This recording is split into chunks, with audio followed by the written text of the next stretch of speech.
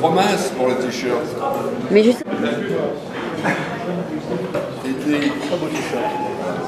Et le deuxième DBF de l'année.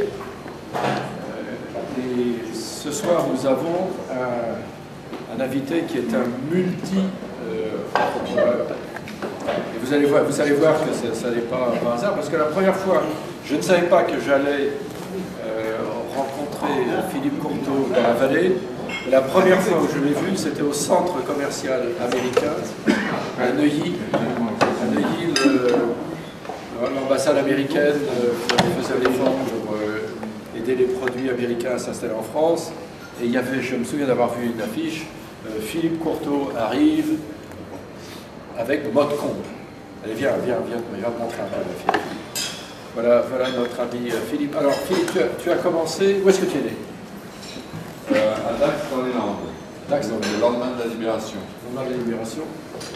Donc, tu es jeune 1944. Donc tu es encore plus jeune que moi. Ah oui, donc ça se voit. Vous avez vu la réplique?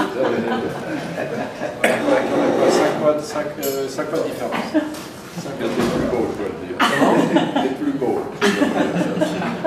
Et encore plus modeste. Donc, alors Philippe, qu'est-ce que faisaient tes parents? Eh bien, mon père, ma mère était professeure d'espagnol. En fait, elle était née en Espagne, à Bilbao, de ma grand-mère, qui était la 13e fille d'une famille de 13 filles, et qui avait eu l'éducation gratuite jusqu'à 12 ans et demi, qu'ensuite les bonnes sœurs, l'ayant considérée comme plus intelligente, lui ont donné de l'éducation gratuite jusqu'à 16 ans et demi, ensuite l'ont emmenée en pèlerinage à Saint-Claude de Compostelle. Et dans le voyage, elle s'est trouvée en fait engrossée par un prince basque espagnol, et les bonnes sœurs l'ont laissée en Espagne avec ma mère accoucher. Donc voilà l'histoire. Elle commence bien. Du côté de mon père était de Besançon.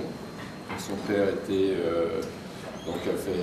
adjudant de cavalerie après avoir été paysan. Et donc il était devenu en fait avocat, travailleur lui-même en séduction. Très bien. Donc tu as des frères et sœurs? J'ai des frères et sœurs, oui. Combien? J'ai une sœur qui est un an plus que moi, et j'ai 2 frères. La famille, Ils sont tous à Paris encore. Tous à Paris. Donc toi, tu es le seul émigré de la famille. Voilà.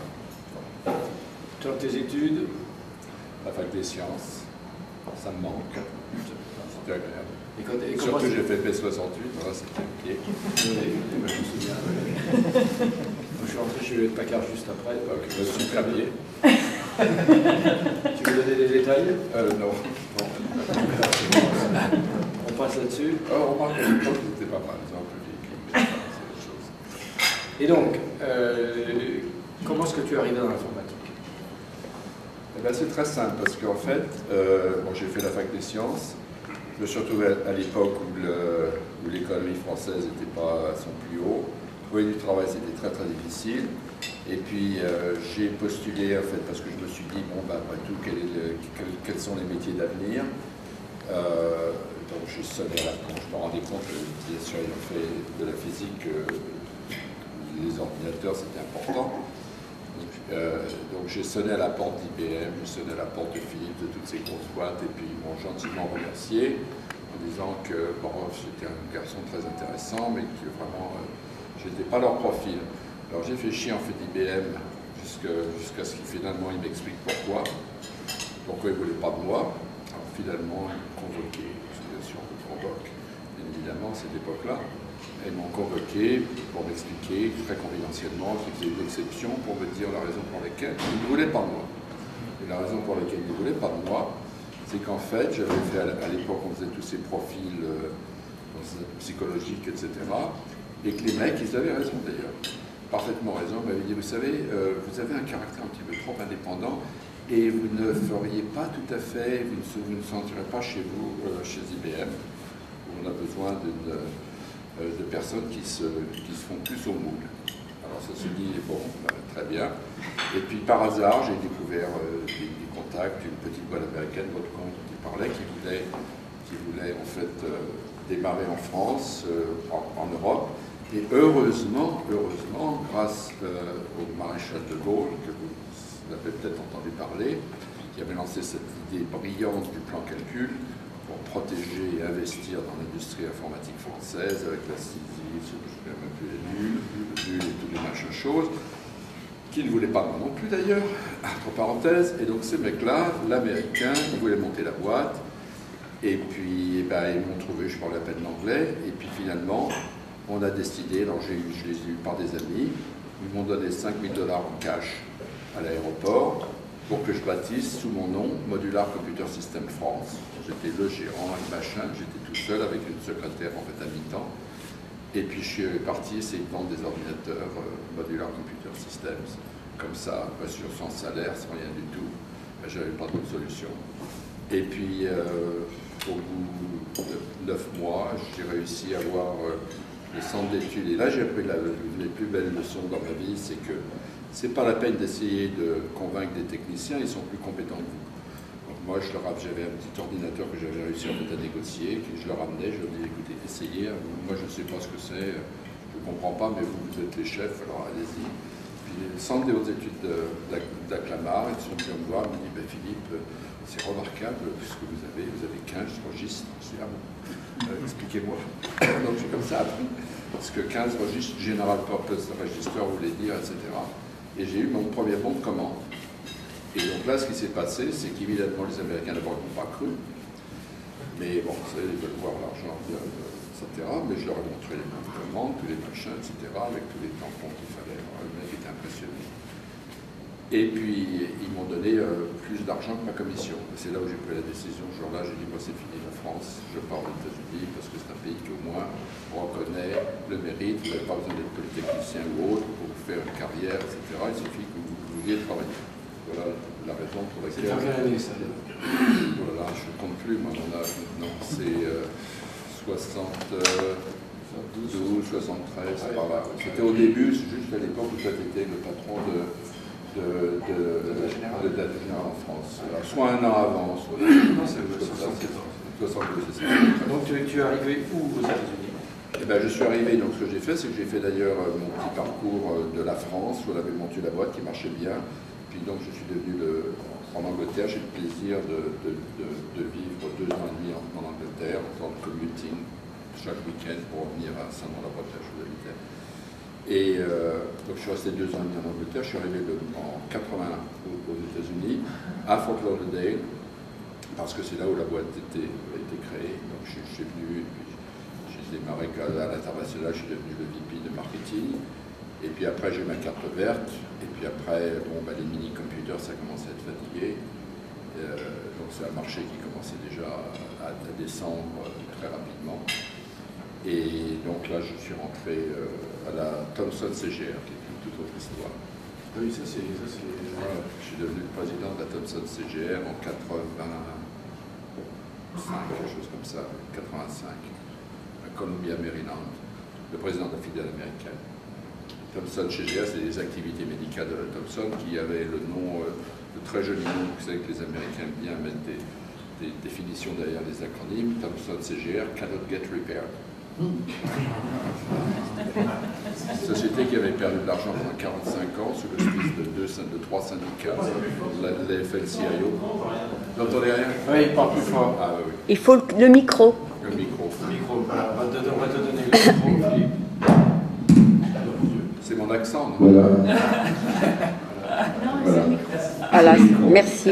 Donc la FL-CIO, etc. et autres, donc, qui était une boîte qui avait perdu de l'argent pendant 45 ans, qui en fait était une ancienne usine qui fabriquait les torpedos pendant la Deuxième Guerre mondiale, qui avait été récupérée par Honeywell, non c'était pas Honeywell, enfin pour faire des équipements médicaux, donc de la radiographie, etc., de la scénographie. Donc ça bon, c'était un intermède formateur, disons. Très formateur, oui. Mais ça a duré combien de temps? Ça a duré 3 ans, je crois, comme ça. C'était très intéressant parce que j'étais, je vous raconte la petite histoire, mais c'est quand même assez, c'est un peu, c'est marrant et triste à la fois. Donc j'arrivais dans ce métier que je ne connaissais pas. Et puis je regarde un petit peu toute cette technologie, la résonance magnétique nucléaire, les scanners, les machins, tout ça, puis je vois la mammographie. Et puis je me rends compte que d'un côté, il y avait beaucoup de presse en ce qui concerne l'utilisation de la mammographie. L'American Cancer Society avait fait la promotion maintenant de la mammographie, alors qu'il avait interdit avant, parce qu'en fait la technologie avait changé et la sensibilité donc, des films était devenue beaucoup plus grande, donc la dose de radiation était nettement moins grande. Alors déjà, je voyais nos distributeurs, etc., ils étaient tous intéressés par ce marché. Alors, je vais voir les grands ponts de la Thomson CGA, qui étaient tous, bien sûr, de Polytechnique, bien évidemment. Et puis, je commence à leur dire, ben voilà, écoutez, il y a cette mammographie là, qui m'a l'air de bien démarrer. Alors, réponse, et monsieur Courteau, on vous a pas demandé de faire la stratégie ici. Votre rôle, c'est de vendre la résonance magnétique nucléaire, etc., et nos scanners. J'ai dit, bah, ouais, je sais bien, je n'y connais pas encore beaucoup. Il voulait quelqu'un d'ailleurs qui soit français, qui connaisse le marché américain et qui ait de la technologie. C'est pour ça qu'ils avaient en fait deux candidats à travers notre cité. Elgon Zander, je ne me souviens plus, ils avaient trouvé deux mecs, le vieux qui était cher et le jeune qui était nettement moins cher. Donc ils ont pris le moins cher parce que je ne pouvais pas avoir un salaire plus grand que le président, bien évidemment, de la Thomson. Donc ils ont pris le moins cher. C'est comme ça que je suis arrivé là-dedans. Et puis, donc, je me suis rendu compte très vite, en demandant en fait aux clients, que notre résonance magnétique nucléaire qui était faite à Buc, et ben, ça n'avait rien à voir avec ce que les Américains font, donc les Américains avaient besoin. Et alors, j'ai essayé de leur expliquer, monsieur, etc. Donc, finalement, j'ai réussi à tourner tout autour d'eux, en faisant en fait un truc très intéressant, où je suis arrivé avec la production, qui était monsieur Redondo, qui est d'ailleurs décédé maintenant, qui était un polytechnicien en fait également. J'ai dit, écoute, Redondo, il faut lancer la fabrication.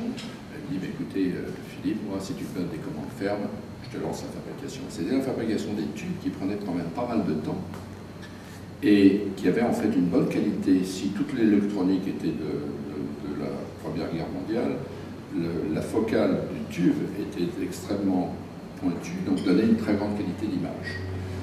Et donc finalement, je vais voir tous nos distributeurs, j'ai dit, moi j'ai une bonne et une mauvaise nouvelle, écoutez, voilà, si vous achetez, si vous me passez des commandes fermes maintenant, je vous garantis les prix et je vous donne la priorité sur la livraison. Sinon, j'augmente les prix de 50% parce que je ne peux pas livrer. Alors j'ai ramené plein de commandes fermes et le Redondo, Dieu et son âme, lance la production. Donc on s'est retrouvé avec les produits, une très bonne qualité d'image, et puis donc, alors que tous nos concurrents qui étaient Siemens, Philips, General Electric, etc., eux, bah, ils étaient encore dans la vieille mentalité, donc ils continuaient avec leur ronron. Et puis l'autre chose que j'avais faite, c'est que j'étais allé voir celui qui avait fait la campagne, vous êtes trop jeune pour vous rendre compte, mais qui avait fait la campagne d'IBM avec le PC, qui était la campagne de Charlie Chaplin. J'étais allé voir ce mec qui s'appelait, tenez-vous bien, Albert Einstein, et je lui ai dit, ben voilà, il y a une énorme opportunité pour faire de la publicité, pour mettre la mammographie beaucoup plus sensible, etc. etc. J'étais allé voir Betty Ford, etc. Je passe sur tous les détails. Et le mec, bon, bah, il me dit, bah oui, quel est votre budget? Ben, j'ai dit, j'ai pas l'argent. Alors, c'est un petit peu à Madison Avenue, ça choque un peu. Et puis, mais finalement, il m'a rappelé, puis il m'a dit, bah, écoute, Philippe, je vais prendre l'affaire. On a fait toute une campagne avec des stars, etc., de publicité, en disant à Saint-Gelon pour faire, en fait, si vous voulez, la promotion des bénéfices de la mammographie. Save des lives. Et ça, c'était une promotion qu'on avait fait un petit peu j'ai pris une annonce dans le Times qui nous coûtait 35 000 $ à l'époque, etc. Et ensuite, on avait fait tout ça, on l'avait repris dans la presse des Toubib. Et puis j'avais un launch de tout ça au RSA. Non, c'est pas le RSS, c'est proche, c'est un nom comme ça, les radiologies de je ne sais plus pourquoi. RCA, voilà, absolument. Et donc, il y avait tous les radiologues du monde qui venaient, etc. Donc on a lancé tout le truc, on a eu immédiatement, donc j'avais les produits disponibles, j'avais le fait que bien évidemment maintenant tout le monde était au courant, et j'étais allé aussi acheter tous les luminaries, etc. en leur donnant des machines, parce que, et ce que j'ai découvert que toute cette industrie de la radiologie, c'était essentiellement pour vous pomper le fric. Ça, c'était très bien. C'est toujours le cas. Je pense, oui, mais je suis plus là-dedans, donc je ne sais pas comment ça a évolué. Et donc, en fait, en 2 ans, on est passé de 2% à 40% de part de marché. On a vraiment tout pris le marché comme ça. Et qu'est-ce qui s'est passé avec les patrons? Alors, ce qui s'est passé avec les patrons, c'est d'abord ils m'ont engueulé en me disant, mais M. Courteau, on ne vous a jamais demandé de faire ça, vous vous rendez compte, vous gagnez de l'argent. Maintenant, on dépend des États-Unis, c'est absolument inconcevable. On vous a demandé de pousser la radiologie, etc., tout le train. Et en plus de ça, vous avez fait des interviews dans l'Express, etc., partout, sans vous demander, etc. Bon, enfin, tout ça, ça s'est passé. Le résultat pratique, c'est qu'en fait, grâce à cette percée dans la mammographie, d'ailleurs, General Electric, je vais commencer à leur piquer du business au Milwaukee. Donc, en fait, General Electric était les seuls plaindre à leur congressman, et finalement, tout ça s'est abouti entre Gomez, qui était le patron de la Thomson à l'époque, et Mitran, etc., qui, en fait, ont discuté de ce problème. Et finalement, Thomson et General Electric ont décidé d'échanger leur mauvais bébé. Donc la Thomson a racheté toutes les activités médicales de la Thomson, et Thomson a racheté RCA. Du coup, comme ça, je me suis retrouvé, heureusement, sans plus à m'occuper de tous ces problèmes, etc. Et j'ai finalement essayé, je vais finir parce que ça c'est important, c'est intéressant, j'ai toujours essayé de comprendre. Et pourquoi ces gens qui étaient intelligents? C'était vraiment, j'ai beaucoup appris de leur côté, je peux les critiquer d'un côté, mais la cervelle, la capacité d'analyse, de mesure, etc., toute cette équipe, les mecs, ils étaient vraiment très forts. Et je me demandais pourquoi ces gens qui sont intelligents n'ont pas voulu faire cet effort pour aller dans la mammographie, pourquoi ils insistaient sur la résonance magnétique nucléaire. Et j'ai découvert le poteau rose. Finalement, en fait, ils avaient des subventions du gouvernement, s'étaient engagés à avoir tant d'unités de résonance magnétique nucléaire en fait, aux États-Unis et des scanners, etc. La mammographie, c'était pas dans le contrat, les mecs, ils avaient tout l'argent. Et le président de la CGR, la Thomson CGR, passait 50% dans les ministères. Et finalement, pour fermer l'affaire, quelques années plus tard, alors là c'est vraiment pour le poteau rose, je me retrouve dans l'avion à côté d'un gars. On discute, et le mec me dit, je dis, qu'est-ce que vous faites? Ah ben le gars me dit, je reviens de la MBA interne de la Thomson. Ah, je dis, c'est intéressant, qu'est-ce que vous faisiez derrière?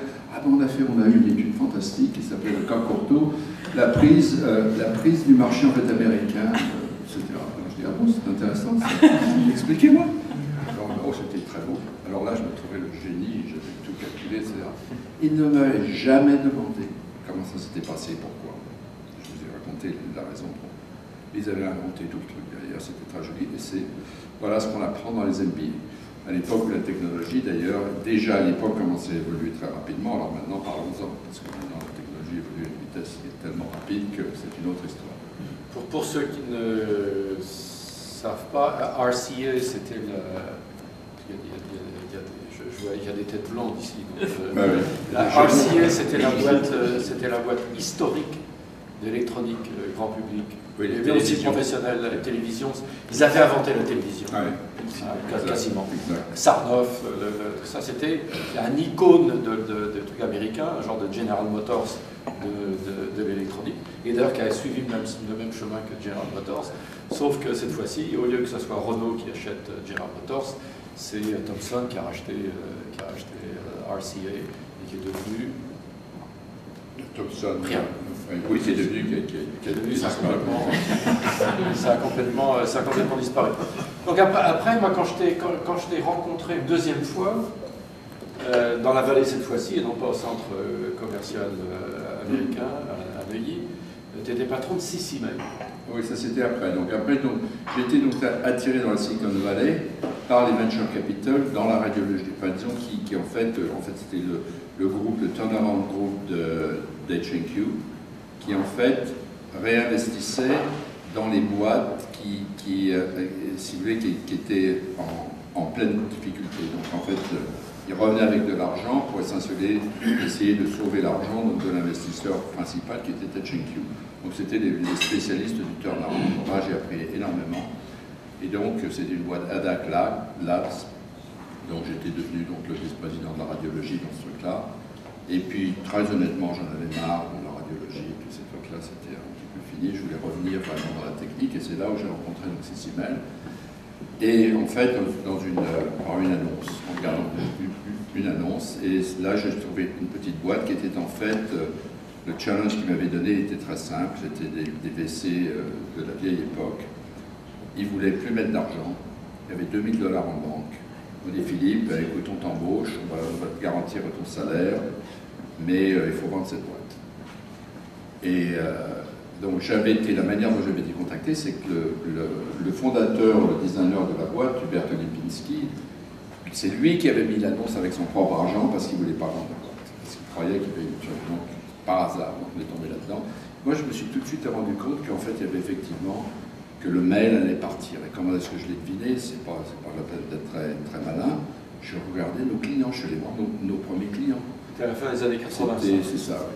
Et je voyais déjà qu'il y avait des boîtes comme Deloitte Touche, qu'il y avait des gens en fait pour qui le mail était important. Il y avait une boîte comme Acer, que vous connaissez très bien, qui était un de nos clients au tout début, qui utilisait le mail pour en fait court-circuiter, pour éliminer les coûts de fax entre Taïwan et les États-Unis. Donc en envoyant des mail attachments avec tous leurs trucs, tous leurs drawings et tout le tintouin. Qui a utilisé DOS ici? Oh là là. Non mais justement ça permet de... Donc qui a utilisé Sissimel? Alors pour le reste de l'auditoire, c'était un produit absolument miraculeux sur DOS. C'était un produit où on pouvait faire tout avec un doigt.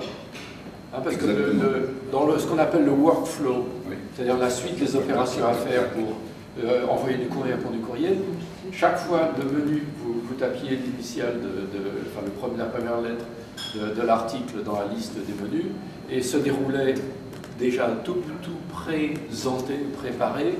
La prochaine action, c'était une merveille, c'était rapide. C'était rapide. Si vous utilisez du mail aujourd'hui sur un PC, vous n'avez aucune idée de ce que c'était qu'un mail rapide.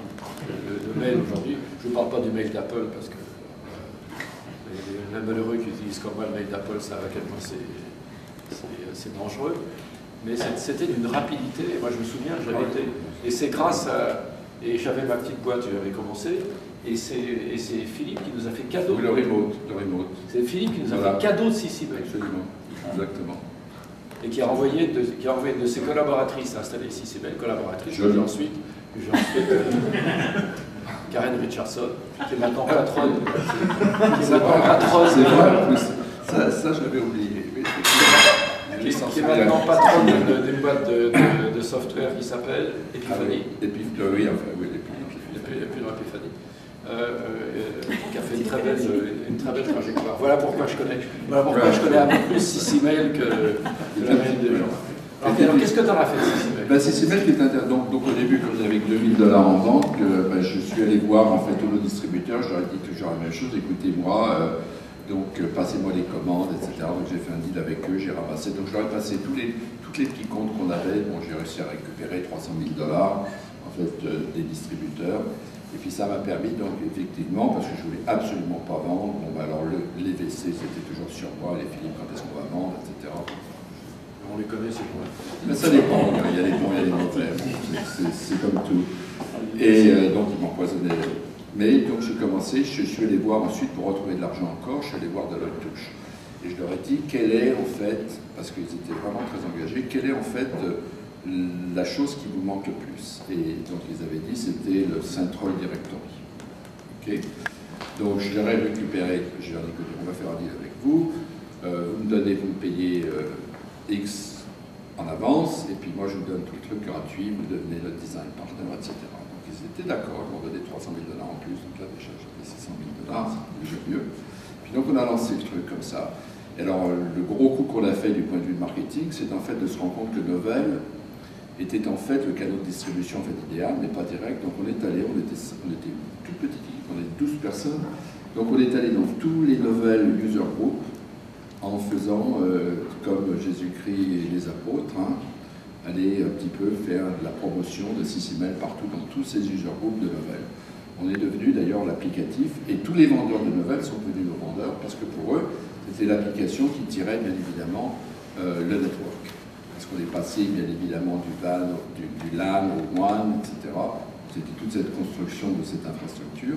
Donc on avait toute la force de vente de Novell pour eux, à tel point que lorsque les grands patrons de Novell qui ont fait tellement de bêtises au bout du compte, comme vous le savez, et en fait, ils essayaient de pusher leur standard MHS et puis tous les applicatifs qui marchaient dessus. Donc, en fait, on était absolument contre.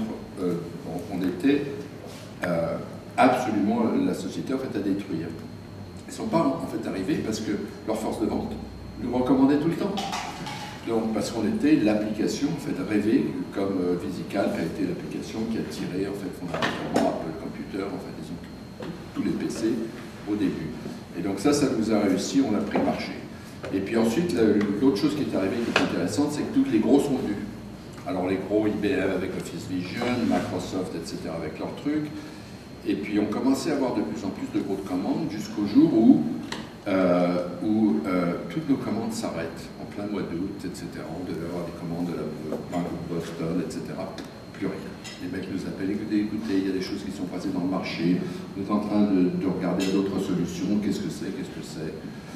Ils ne voulaient pas nous dire, non, on est under NDA, tout un truc. Et puis, un jour, je reçois en fait un coup de téléphone de la personne de la Bank of Boston, d'ailleurs, qui m'appelle et dit, Philippe, est-ce que tu peux me donner ton adresse email, ton adresse personnelle à la maison, etc. Et je dis, oui, bien sûr, pourquoi? Il me dit, parce que je voudrais t'envoyer en fait un pli, un document dont je ne suis absolument pas, normalement je ne devrais pas te le communiquer, mais je trouve que ce que la boîte en question, comme tu le verras, ce qu'elle fait, c'est assez dégueulasse. Je trouve que c'est scandaleux, donc je vais te l'envoyer. Quelques jours plus tard, je le reçois, c'est un joli document de Microsoft qui comparait leur application mail du futur avec l'application CC-Mail du présent. Bien évidemment, alors toutes les cases étaient de leur côté, puis nous on avait quelques petites cases de l'autre côté, et c'était lancé dans une énorme campagne sous non-disclosure pour essentiellement essayer donc d'arrêter le développement donc, de CC-Mail et de promouvoir leurs nouvelles solutions qui soi-disant, etc., etc. Et donc j'étais prêt en fait, alors j'ai regardé tout ça, j'étais prêt de les porter en fait en justice, non pas que j'espérais grand-chose, mais pour faire la publicité, ça ne coûte rien quand vous êtes petit. Et puis alors là, j'étais une semaine avant de leur lancer l'injunction, etc., pour qu'ils arrêtent leur saloperie, que je reçois en fait un coup de téléphone de la Bank of Boston qui me dit, ben, finalement, Bill Gates est revenu nous voir, on lui a demandé où est-ce qu'il en était, c'est toujours absolument pas, donc nous, en fait, on va aller donc avec vous. Alors je dis, ah, bon, très bien. Arrêté, et puis j'ai appelé tous les autres en leur disant, ben voilà, la Bank of Boston. Donc ce qui s'est passé, c'est que le Bill Gates, je l'ai forcé à aller dans tous les autres comptes sur lesquels ils avaient vendu sa salade, et pour essayer qu'ils montrent. Et puis moi derrière, avec 5 vendeurs, on a fait 250 fortunes de 1000 en l'espace de 6 mois, quelque chose comme ça, parce que j'ai utilisé fondamentalement toute l'énergie que Microsoft avait fait pour essayer en fait de nous détruire. Et donc, avec 5 vendeurs, Bill Gates m'avait fait le terrain. Et bien évidemment, il n'avait pas l'applicatif, parce que l'application mail, en fait, à l'époque, était une application qui demandait, bien évidemment, la connectivité entre DOS, entre Windows, entre Mac, etc., que nous avions. Et puis donc, pour finir l'histoire avec le CC-Mail, donc, quelques mois plus tard, je reçois un coup de téléphone. De Jim Manzi. Non, ça c'est venu après, ça c'est mon erreur de jeunesse, mais ça c'est autre chose. Je finirai là-dessus sur le truc CC-Mail avec l'histoire de Manzi. Vous allez voir comme la vie dans la technologie est assez fascinante sur certains aspects. Donc, je reçois un coup de téléphone de Microsoft. Alors, Microsoft qui avait décidé de nous racheter. Alors, je vais à Redmond. Et puis, alors là, j'ai le grand cinéma. Alors, il arrive, me montre, il amène son ingénieur en chef. On va créer ce. Voilà où est-ce qu'on en est dans nos plans. On a ce super serveur qui va faire 300 concurrent users, etc. Oh là là. Alors, moi, je le regarde et je dis, moi, je ne suis pas un grand technicien, mais à DOE Hartford, qui est tout à côté, on a sur un LAN manager, on a 2000 concurrent users. Alors, je ne comprends pas pourquoi vous le faites seulement avec 300. Bon, et etc., etc. À la fin de la discussion, comme je n'avais pas, alors Bill Gates, il n'avait pas fait une somme, ils avaient une formule extrêmement mathématique pour acheter les sociétés. C'était $1 million par ingénieur. Donc on avait 12 ingénieurs à l'époque, 12 millions de dollars. Je dis, mais je vais avoir un financement à 15 millions de dollars, Prime on Evaluation, je ne vois pas pourquoi je vais dans la boîte à 12.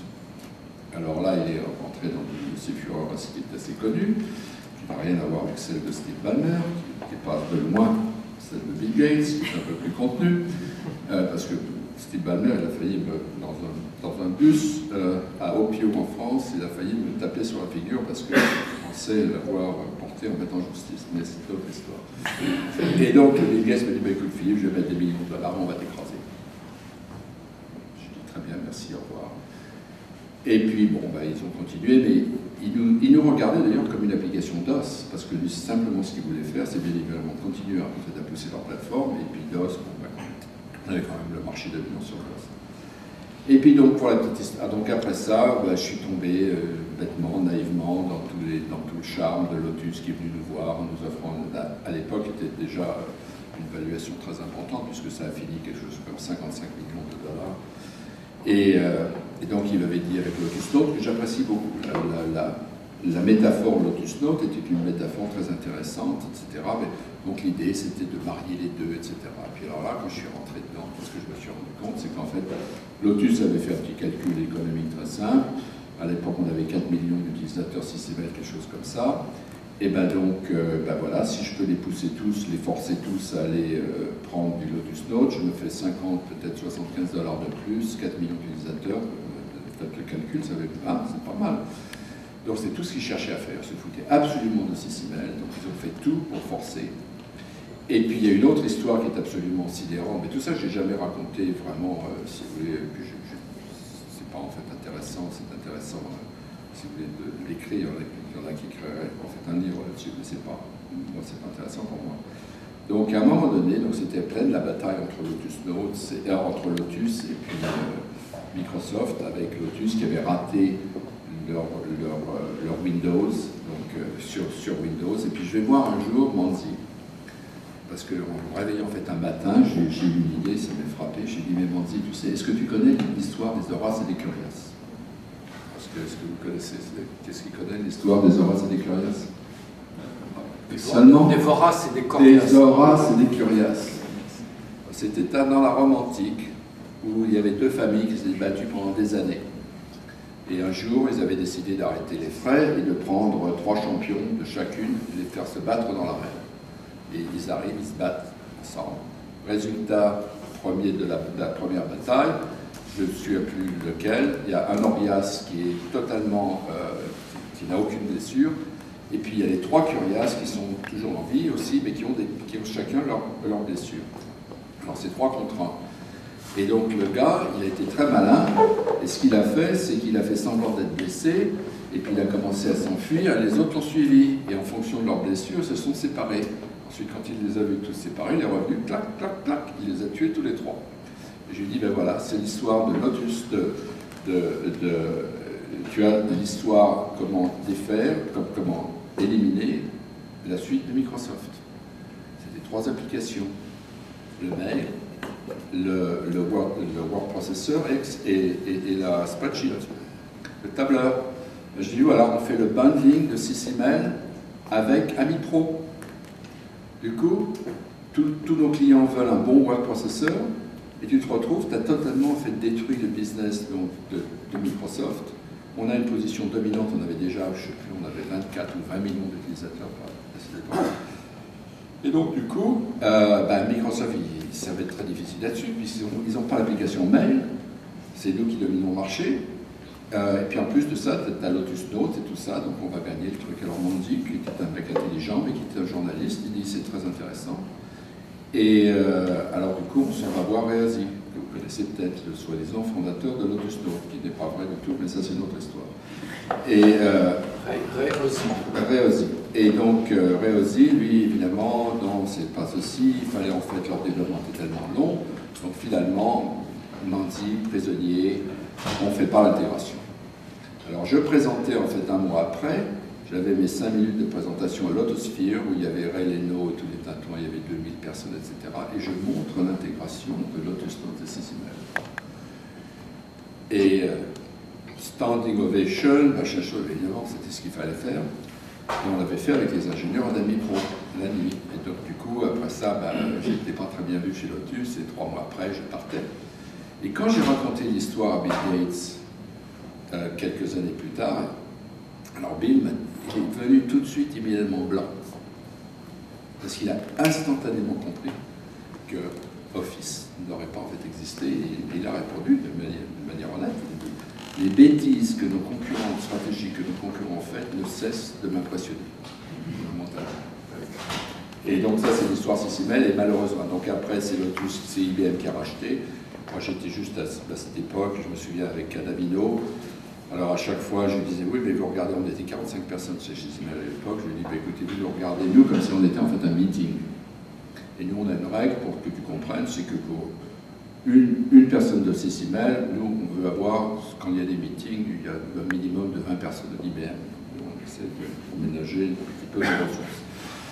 Et en fait, ils ont tué finalement Sissimel, tenez-vous bien, à Montgrand, avec 24 millions d'utilisateurs, pour essayer de forcer Lotus Notes, qui ont finalement, en fait, ne pouvaient pas grandir, parce que le problème de Lotus Notes, si la métaphore était très intéressante, Lotus Notes aurait dû aller monter dans le cloud, parce que le problème de Lotus Notes, c'était la réplication de ces bases de discussion, qui étaient fantastiques, en fait, au point de vue organisation, etc. Qui maintenant, dans le cloud, peut se faire bien évidemment beaucoup plus facilement, mais donc Lotus Notes aurait dû monter dans le cloud il y a 5 ans. Et Sissimel aurait dû devenir la mail application, tout ça aurait été fondu. À l'heure actuelle, eh ben, vous auriez le Google Docs et tout ça, on l'aurait eu 5 ans, 10 ans avant. Avant, mais bon, donc voilà. Longue histoire. Donc ça, c'est alors propre. On a un mode compte. Le mode compte, on a la Thomson, CGR, surtout, la CGR. De là, on a Sissimel. Après, c'est Verity. Donc après, entre-temps, j'ai toujours pris 6 à 9 mois de vacances. Pour aller faire du ski. Pour aller faire du ski. Je suis allé faire du ski avec des extrêmes skieurs dans tous les pays du monde. Je suis allé aussi faire, après ça, dans une autre équipe, je suis allé en Thaïlande, dans le Golden Triangle, à dos d'éléphant, etc., pour un peu s'occuper un peu la vie, mais ce qui était très intéressant. Et donc après ça, c'était Verity, où j'ai trouvé une boîte qui, en fait, moi je suis devenu le président, qui est une boîte qui aussi avait des problèmes, donc qui n'arrivait pas à grandir, parce qu'en fait, ils vendaient à la CIA, à toutes les agences, une application de recherche qui était très intéressante, parce qu'ils avaient la notion de topic, donc ce qui permettait aux agents de la CIA, les experts en recherche d'information, de créer leurs propres outils de recherche, évidemment, en ramasser l'information. Ils vendaient ça à 2000 $. Au bout d'un certain temps, il n'y a plus de marché, quoi, parce que on avait toutes les grosses agences, mais vendre à 2000 $ par applicatif dans une entreprise qui n'était pas encore prête, il fallait avoir, donc il y avait beaucoup de changements. Donc là, j'ai fait un énorme changement pour changer le business model et tout un point qui était plutôt pénible. Et donc, on est devenu le numéro 1 du search dans l'entreprise. Et après... était passé au Nasdaq en 99 En 80, je ne sais plus. 99. Ouais, quelque chose comme ça. Donc, on a mis la boîte publique, et puis ensuite, j'ai pu en fait apprécier la...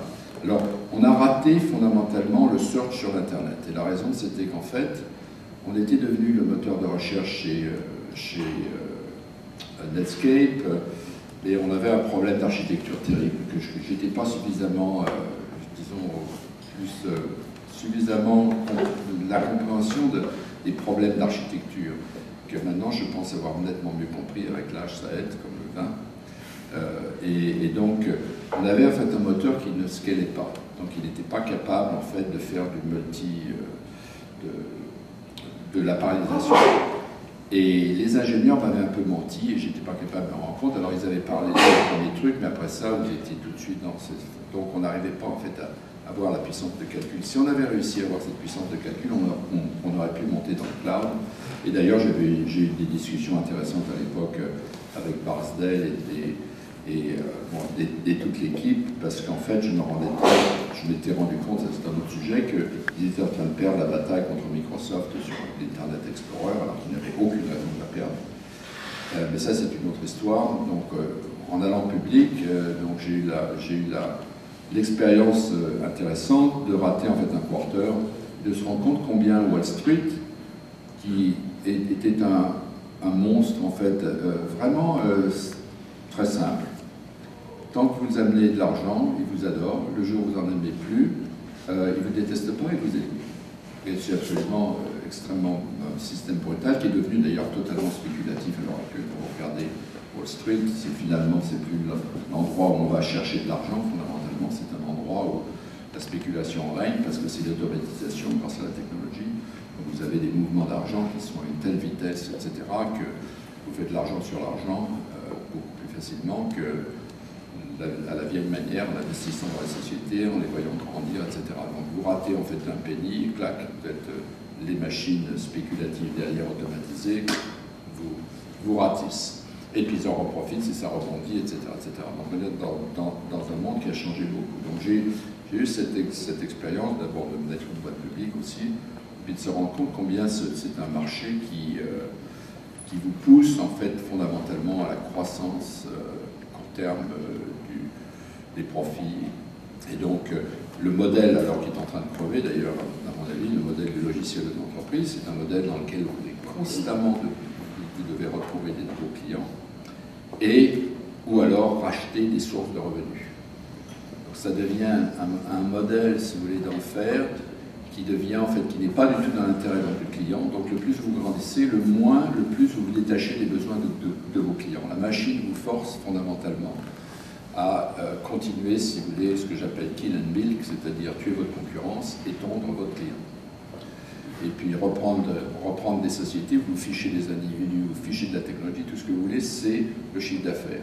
Et vous avez vu par exemple Oracle racheter des boîtes comme PeopleSoft, etc., qui en fait, moi j'ai vécu ça avec Qualys, puisque tous nos clients, beaucoup de nos clients sont rachetés, donc on voit un petit peu comment ça se passe.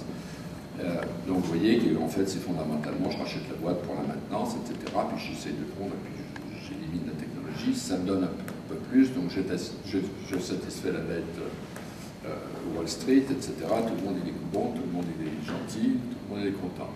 Donc on est rentré. Qu'est-ce que tu fais maintenant alors? Ah ben maintenant, donc après Verity, donc je suis allé, c'est là où je suis allé en fait en Thaïlande. Donc après, donc j'ai vu, c'est une petite boîte française, enfin des personnes que je connaissais, qui avaient eu l'idée, fondamentalement, c'était des hackers. Vous connaissez maintenant, tout le monde connaît les hackers, ceux qui s'en vont dans mon compte en banque, etc., et tout ça, et qui essayent de percer des trucs. D'ailleurs, il y en a un qui est là de l'équipe originale. Il y avait Signaux avant. Ah non, oui, il y avait Signaux, oui, c'est vrai. Merci. J'oublie, moi, je savais passer, m'intéresse moi. Donc après, oui, c'est ça. Donc après, j'étais revenu, j'avais trouvé une boîte d'entraînement électronique qui était aussi en grande difficulté, il n'avait plus d'argent, les WC voulaient la vendre, tout plein de points. Et je suis parti, on a réussi en fait, en changeant le business model, c'est-à-dire en faisant un flat fee, on était la connexion entre l'Internet, les serveurs en fait Internet de paiement et les payment processors. On avait fait ça, j'ai réussi à vendre la boîte à VeriSign pour pas mal d'argent, à peu près en fait, tout était fini, ça représentait 1,3 milliard de dollars, et qui est devenu en fait les payments de VeriSign et qui ont été revendus ensuite à PayPal. Et puis après, je suis reparti encore dans un autre tour, je ne me souviens même plus où c'est.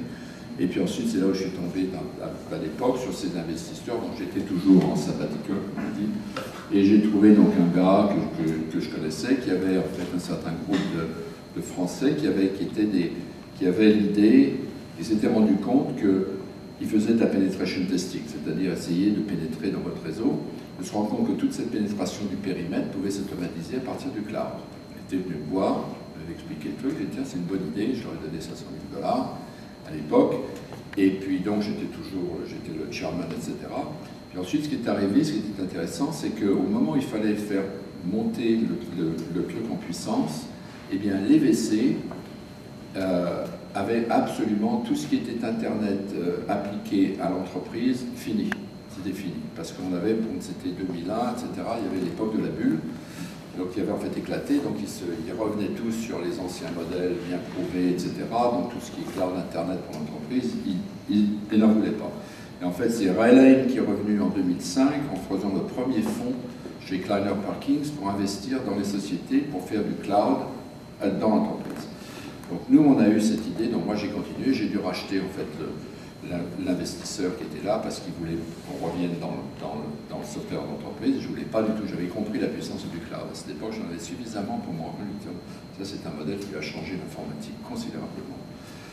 Et donc, on avait démarré par un service d'automatisme, comme des hackers, si vous voulez, qui en fait vous regardent de l'extérieur pour regarder les failles dans votre périmètre de sécurité. Et puis donc, très vite, je m'étais d'abord, il fallait faire monter la boîte en puissance.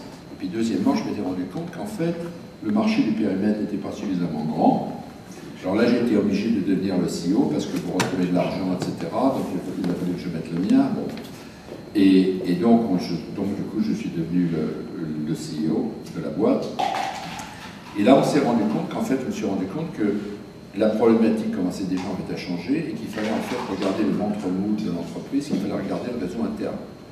Parce que ce réseau, en fait, ce périmètre externe commençait à s'ouvrir de plus en plus, et c'était plus simplement la protection du périmètre qu'il fallait, il fallait regarder la protection du réseau complet. Et je ne voulais pas en fait abandonner le modèle du cloud. On a eu une idée géniale, toute bête, comme toutes les bonnes idées, en fait de prendre nos scanners qui scannaient de l'extérieur, de les mettre dans un boîtier, et en fait de faire en sorte qu'on pouvait totalement les manager d'une manière remote. Donc je pouvais distribuer mes scanners un petit peu partout dans le monde tout en restant cloud. Parce que c'est le scanner qui lui appelait. Donc il s'installait, je l'envoyais par FedEx. On en a à l'heure actuelle 9000 dans 85 pays. Et tout ça, c'est comme TiVo, comme les boîtes TiVo un peu. Et donc ces scanners, on les envoie par FedEx. Ils s'installent, n'importe quel singe comme moi peut le faire en 5 minutes parce que tu mets le câble, tu connectes la carte réseau et puis tu mets ton identification et ensuite tu vas sur ton browser, que tu sois dans une chambre d'hôtel ou à la maison ou dans ton entreprise. Et donc ces scanners, en fait, ils font deux choses. La première question, il dit est-ce que j'ai du software, est-ce que je m'update, alors donc toute l'update du logiciel, etc., des signatures, tout un point. Et puis ensuite, la deuxième question, est-ce que j'ai du travail à faire aujourd'hui? Donc tout ça, c'est managé totalement d'une manière centrale et totalement fait automatisé. Donc on a réussi, grâce à ce modèle, à devenir en fait le gros du marché de la vulnerability management. On a 51 des formes globales, on a 5500 clients, etc. Et on a bâti maintenant de plus en plus une plateforme qui, en fait, maintenant commence à s'attaquer, qui s'est attaquée déjà à toutes les autres, à beaucoup d'applicatifs de sécurité. Donc, en fait, on amène un changement absolument disruptif, si vous voulez, dans toute cette vieille industrie de la sécurité. C'est toujours pareil, du logiciel d'entreprise qu'il faut installer, qu'il faut ceci, qu'il faut cela. Nous, on arrive avec un modèle cloud dans la sécurité qui commence à devenir, enfin, disons, qui commence à mordre. Voilà. Ok, qu'est-ce que... Alors, j'imagine que tu ne peux pas nous le dire, mais tu vas probablement... je sais que tu adores passer public, donc on va pas en parler. Qu'est-ce on peut en parler. Alors. Là, à l'heure actuelle, on ne voulait pas aller public pour deux raisons. D'abord, on n'a pas eu le temps, c'était très compliqué de mettre toute cette technologie ensemble. Et il y avait deux autres raisons beaucoup plus fondamentales que celle-ci. C'est qu'un, on s'était rendu compte il y a 3 ans, un peu 3 ans et demi, qu'il fallait en fait que même si on était les pionniers du cloud, c'est un élément très important, si on était le pionnier du cloud dans notre domaine, dans le domaine de la sécurité, ben en fait déjà nos architectures étaient vieilles. On avait commencé avec PHP, c'était bien à l'époque, etc. Mais du coup, on s'était rendu compte que PHP, l'application était monolithique, on ne pouvait pas évoluer aussi rapidement. Donc, on a eu le courage de refaire toute l'architecture en passant de PHP à Java pour utiliser le JSON API qui nous permet de faire de totalement déconnecter fondamentalement l'utilisateur d'interface ne devient jamais maintenant qu'une interface de présentation avec un peu de workflow. Et donc le code reste le même, c'est ça qui est important. Et l'autre chose, c'est qu'il y a beaucoup de moteurs open source qu'on peut en fait utiliser dans Java, beaucoup plus que dans PHP. Et donc aussi, dans le même temps, de modulariser toute notre application, de sortir toutes les interfaces d'API en web services, etc. Ce qui nous permet maintenant d'étendre fondamentalement, très très facilement, le nombre d'applications qu'on peut gérer et devenir un peu la base de données de sécurité, tout ça dans le cloud. On commence à prendre véritablement on monte en puissance. Et l'adoption, alors la deuxième chose, c'était qu'il fallait qu'on finisse cette plateforme. Finalement, on est presque au bout de nos peines. Et tout ça, quand vous le faites dans le cloud, le challenge, c'est que vous faites ça d'une manière transparente vis-à-vis de vos utilisateurs. Vous ne pouvez pas dire, ah ben c'est la prochaine version, et puis il faut me repayer, et puis elle va venir dans le c'est du travail continu. Et la deuxième chose et la deuxième raison, c'est que je voulais montrer qu'on était capable de décliner ces applications et vendre donc à nos clients, qui sont déjà une base de données fantastique, qu'on pouvait vendre ces applicatifs nouveaux. Parce qu'une fois, c'est le gros avantage du modèle cloud, c'est plus du tout d'essayer d'aller constamment ramener des nouveaux clients comme à l'époque romaine où j'envoie mes légions pour ramener encore plus d'esclaves qui vont me permettre de renvoyer mes légions un petit peu plus loin et ramener le beurre à la maison. Donc cette constante, si vous êtes capable de garder vos clients et si vous pouvez donc leur vendre des services supplémentaires, ce que vous faites, vous avez en fait une formule qui est absolument, qui croît naturellement parce que vos clients, vous continuez à leur donner de la valeur. Le coût incrémental pour vous de vendre et même de développer se réduit. Donc vous pouvez continuer à donner des prix, si vous voulez, extrêmement bons. Ça se déploie d'une manière pratiquement en fait automatique. Et du coup, si vous voulez, vous avez en plus de ça, donc vous augmentez la loyauté, si vous voulez, ou la fidélisation des clients, mais pas d'une manière à là, je devais te forcer dans mes changements de ma ceinture en leur donnant toujours de la bonne nourriture, comme un restaurant. Si vous gardez les clients, il faut continuer à leur donner de la bonne nourriture. Formule nouvelle. Et puis deuxièmement, le fait que ça vous donne des vecteurs de pénétration dans le marché qui sont multiples. Vous avez un business model d'enfer. Et c'est un petit peu ce que l'on voit d'ailleurs avec le cloud. Si vous regardez Google fondamentalement, Google, et ça nous permet par exemple de faire beaucoup de services gratuits qui deviennent des fonctions dans notre applicatif plus grand qui nous permet de faire donc, du marketing, etc. Donc on a une puissance, si vous voulez, de feu qui est absolument sidérante. Et vous le voyez avec Google, par exemple. Google, ils ont fait un énorme investissement dans cette infrastructure dans laquelle ils pouvaient indexer toutes les pages sur l'Internet et tout le monde se moquait d'eux. En fait, à l'époque, tous les gars qui allaient public, les Inktomi et machin chose, regardez ces crétins de Google, ils sont là à travailler dans un machin, ils changent des Apache serveurs, tous les machins, regardez ces crétins. En fait, ces crétins, ils avaient compris que lorsqu'on va dans l'Internet, la dimension change. Donc le problème, c'était d'indexer pour Google toutes les pages sur Internet avec les pages allant d'une manière croissante, d'une manière en fait exponentielle. Et ils ont trouvé le business dérivatif, qui est l'ad server, qui fondamentalement, le plus il y a d'utilisateurs qui cherchent, etc., l'argent y rentre automatiquement, avec des coûts incrémentaux qui sont extrêmement bas. Et ensuite le mail et tout un truc, vous avez donc une plateforme. Nous, on a fait la même chose sur Internet. On peut maintenant indexer on peut scanner toutes les IP sur la planète, on peut scanner tous les websites sur la planète. On a bâti cette infrastructure. Donc tu vas prendre ça à Wall Street alors? Eh bien, donc on est prêt, donc c'est une question, bon, ben, il faut y aller. Donc, voilà. Alors écoute, qu'est-ce que tu vois un entrepreneur qui est encore plus jeune que toi? Est-ce que tu as des choses à lui dire de faire ou de ne pas faire? Eh ben, plutôt que de répondre à la question directement, je voudrais les répondre. Je crois qu'on est à un changement fondamental.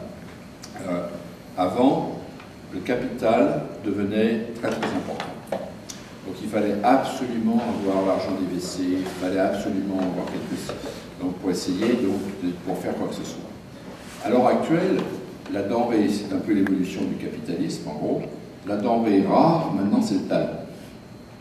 Donc c'est plutôt le talent qui commande. Et nous, par exemple, l'ancienne formule de dire venez dans la Silicon Valley parce que c'est là où il y a le futur et tout un truc est en train comme la peau de chagrin, de se réduire.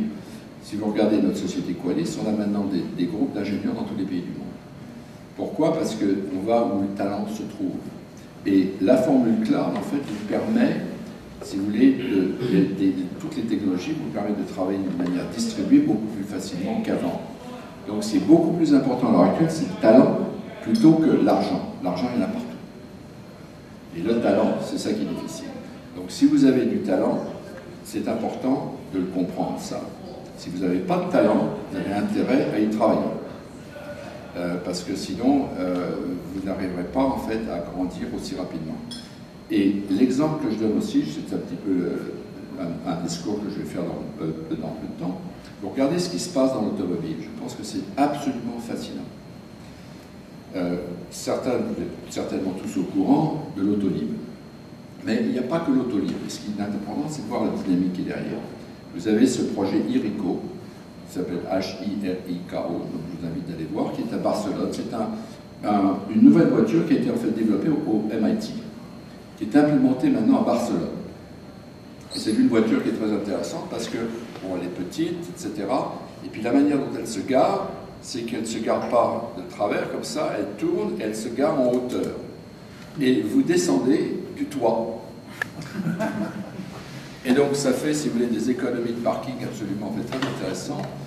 Et c'est une voiture, bien sûr, tout le parc est géré, bien sûr, par informatique et tout le tintouin. Et vous voyez, l'Autolib, en fait, c'est la même chose. Donc ça veut dire que c'est la question que je pose. Réfléchissez, quelle est la voiture que vous allez acheter dans 10 ans, 15 ans? Ben, on ne va plus acheter de voitures. Les citadins, on va tous les louer. Tout ce parc est en train de se faire. Mais alors pas du tout avec les General Motors, avec l'argent d'Obama ou du taxpayer, pardon, et d'autres, ou de Sarkozy ou du machin, ces grands plans de société. Ça se fait entre les villes et des entrepreneurs. Et avec des coûts nettement plus bas. Parce que pour les General Motors et compagnie, lancer une voiture, c'est toute la chaîne de production, l'assemblage, etc., le machin, les plans, ça prend des années. Ici, les voitures, on sait les fabriquer. Regardez Tata avec la Nano à 2000 $, une voiture. Donc, les coûts. Et pensez à tous les changements que ça va créer. Est-ce qu'on a besoin de tant de constructeurs nationaux? Si tout le monde va commencer à louer ce genre de voiture, tout au moins dans les villes, est-ce qu'on a besoin? Qu'est-ce que ça va faire pour les chauffeurs de taxi? Donc, on rentre dans une période, à mon avis, où la technologie est devenue accessible à tout le monde. Les capitaux sont disponibles partout. Donc c'est la question de savoir comment vous l'appliquez. Donc ce talent de créativité, de conception, etc. devient, à mon avis, c'est la denrée rare. Et si vous l'avez, eh ben, c'est vous qui tenez les clés du pouvoir. C'est plus les WC, c'est plus les gouvernements. Allez voir le site. Donc, alors, quand vous regardez par exemple ce Vélolib, le Vélolib qui a démarré, c'est pas par hasard que ça a été démarré par Decaux. Pourquoi? Parce que Decaux, en fait, il avait déjà trouvé la formule de comment aller tout alentour de ces gouvernements, etc., ces machins, tout le tatouage. Il est allé voir les municipalités, il leur a dit, moi, les enfants, eh ben, je vais vous donner des vélos, et puis vous me donnez l'emplacement, et puis je vais vous donner une petite ristourne, si vous voulez, on va partager les revenus dans le futur. Donc vous me donnez, vous m'aidez à bâtir cette infrastructure, je vous donne ça. Donc c'est pas par hasard que l'ami Bolloré, il a copié la formule à l'utiliser sur la voiture. À San Francisco, pourquoi est-ce que San Francisco ne fait pas ça? Parce qu'ils sont dans le vieux modèle de tout ce syndicalisme, etc., que vous l'appelez de libéraux, de machin chose, de tout un point, où il ne faut jamais faire de deal avec l'entreprise. Donc il vaut beaucoup mieux s'occuper des homeless et tous ces trucs-là, dépenser beaucoup d'argent là-dessus, plutôt que sur l'investissement. Donc vous avez le Zipcar qui est pas mal, mais qui n'a rien à voir avec ce qui est en train de se passer à Barcelone, etc., à droite, à gauche, qui est en fait le capitalisme pur, dans un certain sens, de l'intérêt des villes, des cités, qui eux veulent éliminer la congestion, la pollution, et des innovateurs qui court-circuitent totalement la production en fait, automobile à la papa, et qui amène en fait une voiture qui devient extrêmement conviviale, qui est toute électrique bien évidemment, et allez voir ces sites, c'est sidérant. Et ça, IRICO, et bon, l'Autolib, et tout ça c'est en train de se développer sous notre nez, et bien évidemment vous n'entendez pas ça dans les discours d'Obama, ni dans les discours de Sarkozy, parce que ça va absolument à l'encontre, si vous voulez, de cette vieille formule de protéger les entreprises nationales, blablabla. Est-ce qu'il y a des... Alors, écoute, maintenant, je vais te livrer à la foule. Au Lyon, je vais te livrer au Lyon. Est-ce que les Lyons ont des questions pour Philippe? Quel est votre prochain projet? Ah ben ça c'est une bonne question. Mon prochain projet, en général, j'ai déjà commencé à avoir des idées, mais je ne regarde jamais. Je me focus dans le présent, et puis ensuite j'irai à nouveau en fait prendre un peu le frais, et puis après ça ben, on verra. Mais j'ai quelques idées. mais je ne les creuse pas parce que j'ai suffisamment de travail à faire. Mais il y a des, si vous voulez, quand vous regardez par exemple les grands problèmes dans le futur, c'est pas le pétrole, tout ça c'est des faux problèmes. Je sais même pas, je pense, je sais pas le global warming non plus et tous ces trucs-là. Quand vous pensez que si tous les automobiles passent électriques de cette manière naturelle, donc je ne dis pas de la manière à la Volt et tous ces machins-là, cette manière dans les villes d'abord, et bien vous avez 30% des gaz de serre qui sont partis. Et donc, je pense que la nourriture, ça va devenir, parce que la population du monde va passer de 7 milliards maintenant de personnes à 12, 13 milliards, donc il va falloir les nourrir. Donc je pense qu'il y a aussi d'énormes progrès à faire dans toute la technologie de fabrication de nourriture.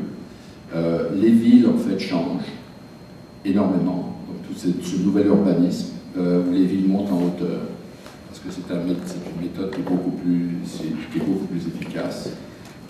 Donc mon sens, c'est qu'on est rentré, on est dans une époque qui me rappelle un peu quand j'étais jeune et beau comme vous, au début de la révolution en fait, industrielle, où vous avez en fait toutes ces... Vous avez d'abord, c'était le capital qui investissait dans la technologie, vous vous souvenez très bien des canuts de Lyon qui refusaient l'automation, etc. Donc ça a créé énormément, si la révolution en fait, industrielle, c'est pour regarder dans son ensemble, a créé énormément donc, de richesses et a augmenté le niveau de vie, il y a eu des hauts et des bas terribles, parce que bien évidemment, des dislocations, des changements. Je pense qu'on est exactement maintenant, comme au début de la révolution en fait, industrielle, on est en face de changements qui vont être très rapides, imprévisibles et très profonds. La technologie avance à une vitesse telle, et cette technologie, vous ne pouvez pas l'arrêter. Et l'Arab Spring, par exemple, c'est jamais rien d'autre qu'une manifestation, si vous voulez, de cette technologie qui est mise à la disposition de personnes qui n'avaient pas du tout avant, à travers le téléphone. Vous pouvez regarder Occupy Wall Street, c'est une autre manifestation, donc ces fractures qu'on voit maintenant dans le système, parce que les systèmes politiques, économiques, etc., ne sont plus du tout adaptés à ces changements extrêmement rapides de technologie qui arrivent. Alors c'est des vagues déferlantes qui se bâtissent les unes sur les autres. Hein, ça monte, ça va extrêmement vite. Est-ce que tu as des clients en Chine? Ah oui, on est partout dans tous les pays. On a même une opération en Chine. On a un développement en Chine, à Beijing, à Sao Paulo, à Seattle, ici, au Wisconsin, à Paris. On est un peu partout dans tous les pays. Et une société de 300 personnes, ça vous dit aussi, regardez Facebook, 100 milliards de dollars de capitalisation, 3000 personnes. Nous, on est 300 personnes à l'heure actuelle. On va faire l'année prochaine 100 millions de dollars de chiffre d'affaires, mais c'est du récurrent, c'est-à-dire en fait c'est comme 300 millions de dollars, à peu près 2,7 fois si vous voulez prendre la valeur actuelle de l'argent qu'on a, avec 300 personnes. Et on est dans 85 pays. Alors, pour te comparer à Zuckerberg, oui. Ben, il est plus jeune. Non mais tant qu'à faire, tu as combien de capital de ton entreprise? Moi personnellement? Oui.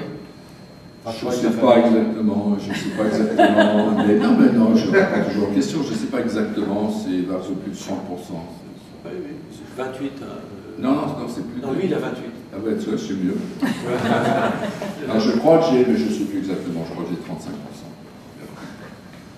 35%. C'est suffisant. Ah oui, mais j'ai mis mon argent dedans aussi. Non, mais oui. Non. Lui, il n'a pas mis son argent. Non. Alors, mais lui, je vais dire, excuse-moi, je ne veux pas trop, mais lui, ça doit être un joueur de poker d'enfer. Parce que tout le monde a pris pour un jeune con. Ah oui, ça c'est certain. Tout le monde a pris pour un jeune con, et il a levé 1,5 milliard de dollars. Ah non, il les a très bien joués. Il a 1,5 milliard de dollars et il a 28% du capital et 57% des droits de vote. Ah non, il a très bien joué. Je ne suis pas aussi bon. Et puis d'ailleurs, parce qu'en général, ce que je veux dire, c'est que j'ai toujours fait dans toutes mes sociétés, c'est qu'en fait, on a une grande partie, les stock options, donc j'essaie de distribuer. On est très généreux. Parce que, ça, au bout du compte, c'est toujours cette même philosophie. Si vous voulez bâtir une boîte qui tient la route, etc., c'est la qualité de l'équipe, c'est le talent que vous pouvez donc attirer. On peut toujours essayer de tondre le client, c'est facile. Ce qui est beaucoup plus difficile, c'est de garder le client et de garder le respect. Donc ça, c'est un petit peu ce que j'ai fait toute ma vie. C'est pour ça que j'ai regretté d'avoir vendu Cécimel, parce que je ne savais pas à l'époque. Comment est-ce qu'on apprend? Voilà, dans des erreurs. Non, mais sérieusement. Ouais, absolument. Alors, question? Le software d'entreprise, c'est quoi les limitations? Bonne question. Donc, les limitations du software d'entreprise, très bonne question. En fait, c'est très simple. Le problème du logiciel de l'entreprise, c'est le coût du QA, ce qui se dit le contrôle de qualité. Comme vous déployez votre logiciel sur des environnements qui sont mouvants et changeants, que vous ne contrôlez pas, le coût du QA est très élevé, parce qu'il faut les tester sur tous ces différents systèmes. Donc, pour amortir le coût du QA, vous rentrez dans cette dynamique d'enfer que vous êtes obligé de rajouter suffisamment de features, de fonctionnalités, pour justifier tout ça. Donc, vous arrivez à un équilibre, comme dans la vie partout, où vous avez un équilibre. Pour les très bonnes sociétés très efficaces et qui n'ont pas des applicatifs trop compliqués, c'est quelques années de développement pour sortir la nouvelle release. Pour les très bons comme Microsoft, ça a pris 7 ans pour Vista. Ils ont fait d'énormes progrès depuis. Mais donc vous avez une inertie considérable. Et parce qu'à chaque fois que vous rajoutez une fonctionnalité, n'importe quel mathématicien vous dira que la complexité de système augmente exponentiellement. Donc, c'est un modèle qui ne tient pas la route. Alors que, à l'inverse du cloud computing, le cloud computing a cet effet qui est très différent. C'est nous qui contrôlons l'infrastructure sur laquelle nous développons. Donc, par exemple, nous, on a, si vous voulez, nos variables sont très simples, c'est Linux, c'est Apache, et c'est la base de données Oracle. Et j'avais expliqué d'ailleurs à Bill Gates, à un moment donné, je lui ai dit, Bill, tu sais, même si tu me donnes Windows gratuitement, je ne le prendrai pas. Parce que le coût qu'il me faut pour l'adapter sur mes boîtiers, sur mes web serveurs, sur ma database est trop élevé, alors que Linux, etc., est capable de tout faire. Par contre, je lui dis, si tu me donnes une application database un petit peu moins chère qu'Oracle et qui a les mêmes performances, je peux switcher et je te prendrai parce que moi, je peux amortir tous mes coûts sur tous nos clients et nos clients se foutent totalement de la database qu'on utilise maintenant. Donc, vous avez un phénomène qui est particulièrement très intéressant. Vous pouvez faire maintenant développer des systèmes extrêmement complexes, une fonctionnalité at a time. Parce que dans cette plateforme de distribution aussi, vous bâtissez des automated regression testing, je ne sais pas comment ça se dit en français. Et nous, ce que l'on a fait, c'est aussi, on a pris les équipes de QA qui sont dans l'équipe qui fabrique les applicatifs. Donc, on est en mode de développement constant. Toutes les 4 semaines, il y a une nouvelle release du code qui arrive. C'est la machine d'enfer. Et donc, ça nous permet d'attaquer des systèmes très complexes. Si on fait des erreurs ou si on veut faire des changements de tir, je n'ai pas à attendre 3 ans. Et puis ça nous permet aussi d'être très très proche des clients. Et on peut mettre des choses en bêta autant qu'on veut parce qu'il n'y a plus de déploiement, d'installation, etc. C'est beaucoup plus facile puisque tout est fondamentalement dans le browser. Donc ça, c'est l'avantage fondamental des solutions cloud. Alors il y a d'autres avantages qui sont aussi très importants, qui est le fait que là, vous pouvez, au lieu d'avoir vos données dans tous les coins du réseau, un petit peu chez vos voisins, chez les clients, etc., partout à droite, vous pouvez tout mettre vos données dans un seul endroit. Et ça vous permet de faire des choses qui, bien évidemment, de synchronisation, de data mining, etc., qu'on ne peut pas faire sur des bouts de données qui sont dans tous les coins. C'est ça qui vous permet d'avoir ces applications dans le téléphone, etc., avec le GPS intégré, tout le machin, parce que tout ça, ça se passe dans les nuages, dans des infrastructures, si vous voulez, qui sont totalement, en fait, abstraites pour vous. Donc c'est un modèle qui est irrésistible. À l'heure actuelle, le software d'entreprise est en train de mourir, et ça s'accélère.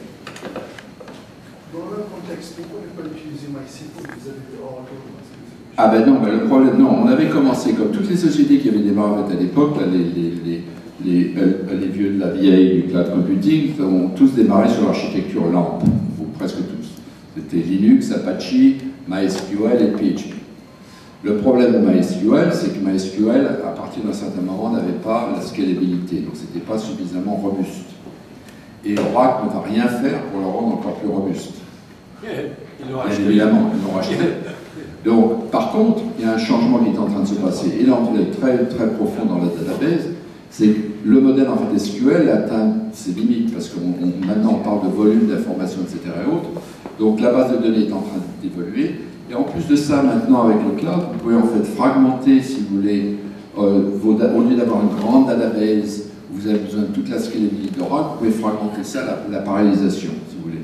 Donc du coup, ça va permettre à des logiciels d'open source, de database, qui vont revenir pour reprendre le marché du SQL et de l'autre côté, vous avez tous ces nouveaux back-ends qui ne sont pas encore tout à fait au point, les Hadoop, les machins, tout le tintouin, parce que ce qui leur manque, c'est le temps réel à l'heure actuelle, qui sont en train de devenir le nouveau modèle pour accéder à de la donnée beaucoup plus rapidement sur des volumes beaucoup plus importants. Un grand changement qui est en train de se produire. Et puis il y en a d'autres. La technologie bouge, c'est effarant, la vitesse à laquelle ça bouge. Je vois l'heure, écoute, je te remercie beaucoup. Ben, c'est moi qui vous remercie. Ben, si vous avez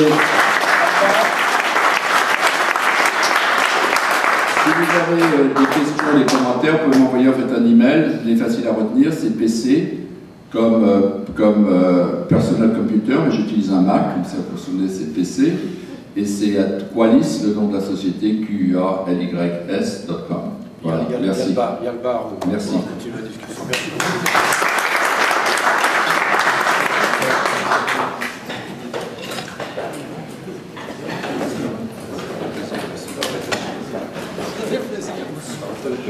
Faire